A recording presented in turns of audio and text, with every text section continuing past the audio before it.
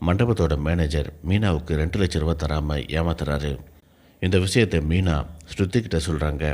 ஸ்ருதி ஒரு பிளான் பண்ணி ஒரு போலி பத்திரத்தை ரெடி பண்ணி 10 லட்ச ரூபா தரணும், 2 லட்ச ரூபா தான் கொடுத்துருக்காங்க, மீதி பணம் இன்னும் வரணும் அப்படிங்கிற மாதிரி அந்த மண்டபத்தோட உரிமையாளர்கிட்ட போயிட்டு சொல்கிறாங்க. மண்டப மேனேஜரை கூப்பிட்டு அவர் விசாரிக்கிறாரு.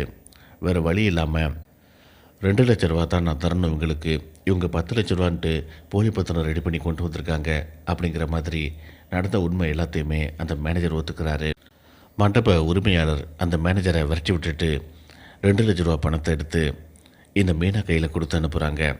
அதை வாங்கிட்டு 2 பேருமே ரொம்ப சந்தோஷமாக வீட்டுக்கு வராங்க. வீட்டுக்கு வரும்போது ஒரு பிரியாணி வாங்கிட்டு வராங்க.